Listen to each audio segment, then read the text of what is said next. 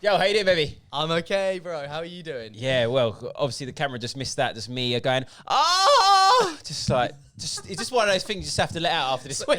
Mate, sometimes after a stressful week, you just need to let it go. You just got to let it out sometimes. Honestly, if you were here sometimes when just got a lot going on, like whether it's market related or sort of general freak network operations, like sometimes just letting out some of the most craziest and obscene noises. I know. It's just a good relief. Like, you know, you just got to let it out. Yeah. You can't keep it bottled up. Dan's got some good ones, hasn't he? Yeah, he's got some strange ones. You got like, what's that one you do? Yeah. Yeah, so anyway, story is, let it out. Let it out. It's better to let it out. How's your week been anyway? Yeah, decent, mate. Been hitting the gym. Nice. Oh, so you're back in the gym now, yeah? In the gym. Okay. How are you finding that? Oh, mate, I'm loving it. It was a missing part of my life. Like I've been, it's been like 3.5 weeks now. I've been like hitting the bench, doing deadlifts, and I'm still quite a long way off my PBs, which I was setting like last winter. Yeah. But I've actually jumped up pretty close to it, like quite quick. Nice. Which is decent. I'm well happy, to be honest. Yeah, see, that's good because for me, like the gym was a huge part of like my routine. Yeah. You know, every morning I'm up at 5 and I'm in the gym by 5:30. Yeah. But like right now, I'm still not in the gym, dude. I'm still doing, using my resistance bands, going for like incline runs, doing a lot of HIIT training. Nice. And that's as good though. No, it's really good. I'm putting myself through it, but yeah, it's just I'm still in a routine, but it's just not the normal routine. I'm still going to wait a little bit before I get back into the gym. Yeah. Fair. But when I was in Dubai, obviously those few weeks ago, I went into the gym the first time, obviously in like 3-4 months, and I usually like comfortably am dumbbelling like as a warm up, like comfortably and 20s, 22s, and man, I struggled. Like, and the thing is, like, I don't feel like I've lost much size. Still weigh about the same, but it's just the strength, just not all that there. Yeah, it's like muscle memory, yeah, perhaps, or something like that. Like the neurological connections haven't been exercised. Yeah, as because much, like, at the end of the day, you're conditioning your body, like when you're working out, and when you're like lifting higher, you're just conditioning yourself to be able to exactly for something very specific. Yeah, exactly. Yeah, so that's a bit of a shock, but yeah, man. Anyway, what's this week been saying? I think it's been a bit of a dead week, apart from obviously the latter stages, right? Yeah, exactly. I mean, like dollar was just dead, wasn't it? Waiting for Jackson Hole, but now getting slammed, mate. It's being absolutely annihilated. Let's obviously go into that. Heading into the Jackson Hole, everyone was expecting that Jerome Powell does something, announces something, and you can see obviously. Man, last week I thought that had been it. We staged in a rebound here because that's the first closure that we've had in the green for like 8 weeks. Yeah. Remember, we were just selling, and then we managed to finish the green. What? Can you remember why? Why we finished in the green last week, dollar? Bad Eurozone data. That was it. Yeah. It's all the PMIs. It's awful. Yeah. And then we had a couple of good bit of data points from US as well, I think. Yeah. At the end of the week. Yeah, it's like existing homes, pending home sales and some other data. Yeah, and I think their PMI data in the US was pretty decent as well. That was it. Yeah. So yeah, dollar staged a rebound, but it was probably just a bit of consolidation ready for the bloodbath that we've seen this week. Man, the dollar's obviously coming up to, if we just pull up the chart here, I'm just going to look at a naked chart. You see how like all of this range, where we've been stuck in the range since the back end of July? Yeah. Look at that though, dude, how long that is. I know, So but it's a downward bias, isn't it? Still? Yeah, like this, obviously as I've got it marked up, is a bearish pennant. So here's all of our pole, almost like a flag, but a pennant. Just ready to resume the downside. And if you look here in the monthly, something quite interesting before we go into the fundamental details.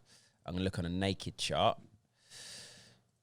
Basically, we've got what's known here as like a sort of an M structure. So you've got your first arch here. You've got the neckline, a big support down here around 88.80. And then the second arch. And then we're heading back to that neckline.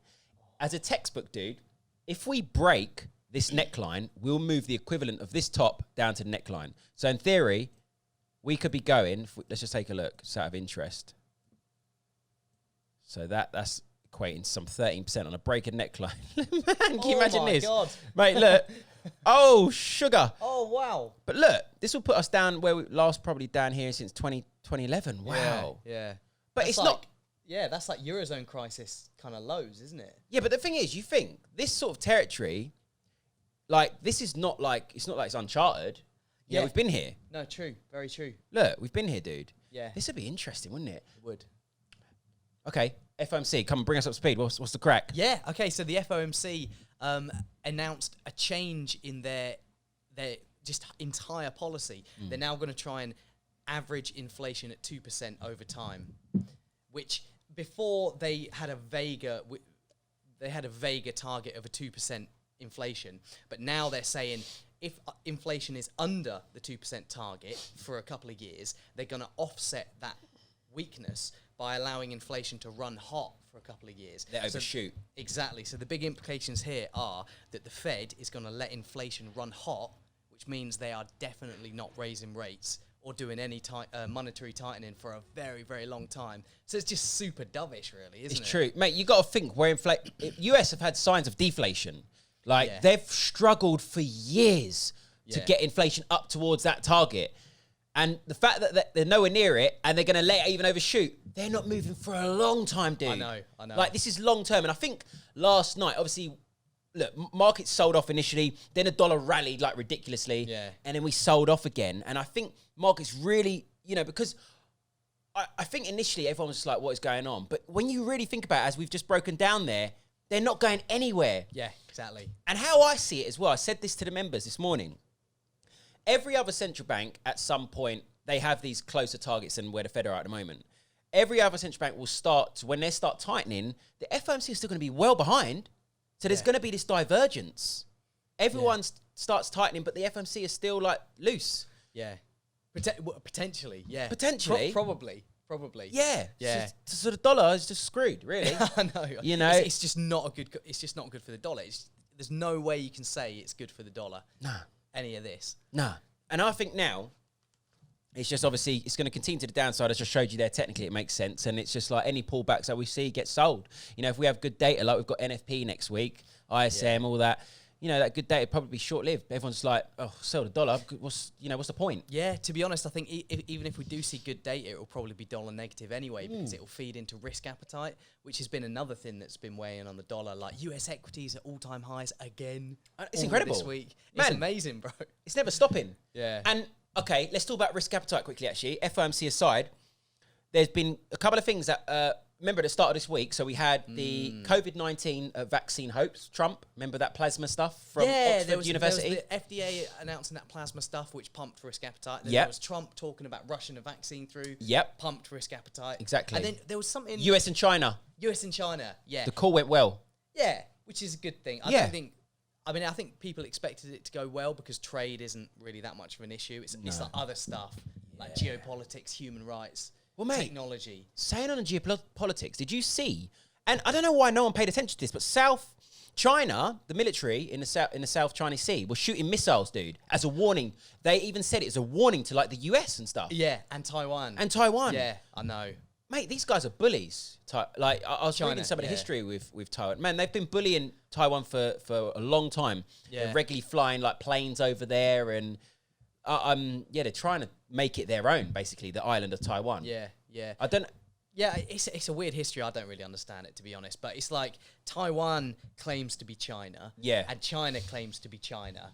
Obviously, the mainland, you got to say, is more China than Taiwan now because Taiwan's just like the little island. But I don't know why the two sides can't just live with each other. I know. That's what I don't get. No, China are messed up, dude. Do you know what? As much as I love Chinese, and I've got... obviously quite a huge following over in China and, we do business with China. But they, like, in terms of some of their ideology and, like, they say that, that they're about a democracy, but it's not really. Yeah. We love Chinese people. Like, one of my best mates is, like, his parents came from China over there. But, mate, the Chinese Communist Party is a bit messed up, isn't it? Yeah, dude, like, some of this stuff, I don't know. Look, let's not get in politics. Let's leave that behind. But anyway, so US and China, they're okay on the trade front. They know it's not in anyone's interest to mess up that phase one right now. 100%. For now. So, obviously, that's helping. That's also helped AUD, NZD this week. They've been quite good performers. Yeah. All right, let's talk about this, okay? Let's get your opinion on this. GBP. When is it coming down, that mother beep?